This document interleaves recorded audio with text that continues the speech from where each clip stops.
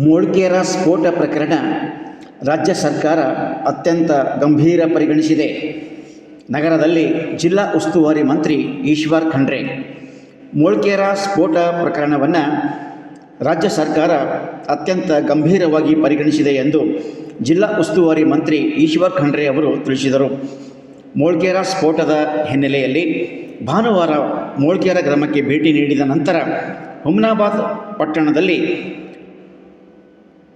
ಭಾನುವಾರ ಮಧ್ಯಾಹ್ನ 1ಕ್ಕೆ ತಮ್ಮನ್ನು ಭೇಟಿಯಾದ ಸುದ್ದಿಗಾರರಿಗೆ ತಿಳಿಸಿದರು. ಈ ಕೆಮಿಕಲ್ ಅಲ್ಲಿ ಹೇಗೆ ಬಂತು, ಅದರ ಹಿಂದೆ ಯಾರ್ಯಾರ ಕೈವಾಡ ಇದೆ ಎಂಬ ಬಗ್ಗೆ ಸಮಗ್ರ ತನಿಖೆಯನ್ನು ಕೈಗೊಂಡು ತಪ್ಪಿತಸ್ಥರು ಎಷ್ಟೇ ಪ್ರಭಾವಿಗಳಾಗಿದ್ದರೂ ಸಹ ಅವರ ವಿರುದ್ಧ ಕಠಿಣ ಕಾನೂನು ಕ್ರಮ ಜರುಗಿಸಲು ಸರ್ಕಾರ ಬದ್ಧವಾಗಿದೆ ಎಂದು ಪ್ರತಿಕ್ರಿಯಿಸಿದರು.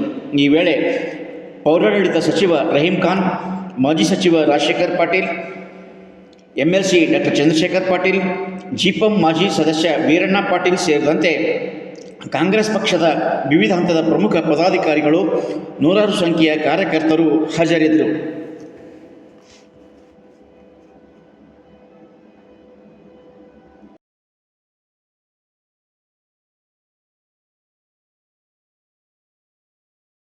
ಮೂಳ್ಕೆರದಲ್ಲಿ ನಿನ್ನೆ ಏನು ಒಂದು ಸ್ಫೋಟ ಆಗಿದೆ, ಬಹಳ ಇದರಿಂದ ಸುಮಾರು 4 ಜನ ಮಕ್ಕಳು ಗಾಯಗೊಂಡಿದ್ದಾರೆ, 2 ಗಂಭೀರವಾಗಿ ಗಾಯಗೊಂಡಿದ್ದಾರೆ. ಇವತ್ತು ನಾನು, ರಾಜಶೇಖರ್ ಅವರು, ರಹೀಂ ಖಾನ್ ಅವರೆಲ್ಲ ಸೇರಿ ನಾವು ಆ ಒಂದು ಸ್ಥಳ ವೀಕ್ಷಣೆ ಮಾಡಿದ್ದೇವೆ. ಪ್ರಿನ್ಸ್ ಆಸ್ಪತ್ರೆಯಲ್ಲಿ ಮತ್ತು ಗುರುನಾನಕ್ ಆಸ್ಪತ್ರೆಯಲ್ಲಿ ಏನು ಗಾಯಾಳುಗಳು ಚಿಕಿತ್ಸೆ ಪಡಿತಾ ಇದ್ದಾರೆ ಅವ್ರಿಗೂ ಭೇಟಿ ಆಗಿದ್ದೇವೆ. ಸರ್ಕಾರದ ವತಿಯಿಂದ ಗಾಯಾಳುಗಳ ವೆಚ್ಚವನ್ನು ಭರಿಸಬೇಕು ಅನ್ನುವಂಥ ಒಂದು ಸೂಚನೆಯನ್ನು ಜಿಲ್ಲಾಡಳಿತಕ್ಕೆ ನಾನು ಕೊಟ್ಟಿದ್ದೇನೆ. ಮತ್ತು ವೈದ್ಯಾಧಿಕಾರಿಗಳಿಗೆ ಅವರಿಗೆ ಸೂಕ್ತವಾದಂಥ ನಿಗಾ ನೀತಿ, ಉತ್ತಮವಾದಂಥ ಚಿಕಿತ್ಸೆ ಕೊಡಬೇಕು ಅನ್ನುವಂಥ ಒಂದು ಮಾತನ್ನು ನಾವು ಅವರಿಗೆ ಹೇಳಿದ್ದೇವೆ. ಈ ಒಂದು ಪ್ರಕರಣ ಸರ್ಕಾರ ಅತ್ಯಂತ ಗಂಭೀರತೆಯಿಂದ ಪರಿಗಣನೆ ಮಾಡಿದೆ. ಇದರ ಉನ್ನತ ಮಟ್ಟದ ತನಿಖೆ ಆಗ್ತಾ ಇದೆ. ಪೊಲೀಸ್ ವರಿಷ್ಠಾಧಿಕಾರಿಗಳು ಈಗಾಗಲೇ ಈ ಕೆಮಿಕಲ್ ತಜ್ಞರಿಗೆ ಆಹ್ವಾನ ಮಾಡಿದ್ದಾರೆ, FSLಗೆ ಕಳಿಸಿದ್ದಾರೆ.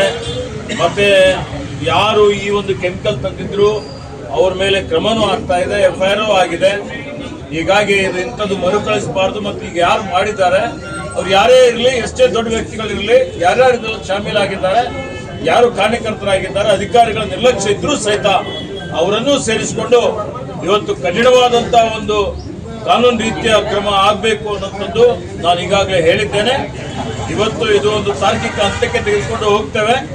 ಮತ್ತೆ ನಾವೆಲ್ಲ ಭೇಟಿ ಕೊಟ್ಟು ಜಿಲ್ಲಾಧಿಕಾರಿಗಳು, ಜಿಲ್ಲಾ ಪೊಲೀಸ್ ವರಿಷ್ಠಾಧಿಕಾರಿಗಳು ಎಲ್ಲರ ನನ್ನ ಜೊತೆಯಲ್ಲಿ ಅವರಿಗೆ ಕರ್ಕೊಂಡು ಬಂದಿದ್ದೇನೆ. ಮತ್ತೆ ಇಂಥ ಒಂದು ಪ್ರಕರಣ ಮತ್ತೆ ಪುನಃ ಆಗಬಾರ್ದು. ಮತ್ತೆ ಅಲ್ಲಿ ಕೆಲವೊಂದು ದೂರುಗಳು ಬಂದಿದೆ ನನಗೆ. ಇವತ್ತೇನು ತ್ಯಾಜ್ಯ, ಕೆಮಿಕಲ್ ತ್ಯಾಜ್ಯ ತಂದು ಅಲ್ಲಿ ಹೊಲಗದ್ದೆಗಳಲ್ಲಿ ಬಿಡ್ತಾರೆ, ಬೋರ್ಗಳಲ್ಲಿ ಬಿಡ್ತಾರೆ, ಅಲ್ಲಿರುವಂತಹ ಮಣ್ಣು ಮಾಲಿನ್ಯ ಆಗಿದೆ, ಅಲ್ಲಿ ನೀರು ಮಾಲಿನ್ಯ ಆಗಿದೆ, ಕುಡಿಲಿಕ್ಕೆ ನೀರು ಸಿಗೋದಿಲ್ಲ, ಅಂತ ಒಂದು ಪರಿಸ್ಥಿತಿ ಉದ್ಭವ ಆಗಿದೆ ಅನ್ನುವಂಥ ಮಾತನ್ನು ಸಾರ್ವಜನಿಕರು, ಗ್ರಾಮಸ್ಥರು ಮತ್ತು ಎಲ್ಲ ಜನಪ್ರತಿನಿಧಿಗಳು, ಮಾನ್ಯ ರಾಜಶೇಖರ್ ಪಾಟೀಲ್ ಅವರು ನನ್ನ ಗಮನಕ್ಕೆ ತಂದಿದ್ದಾರೆ.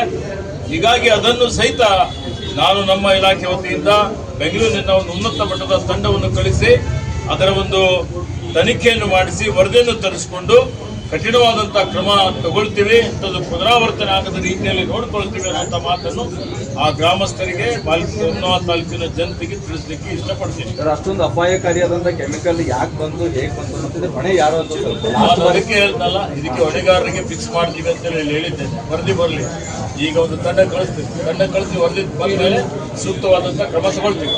Thank you.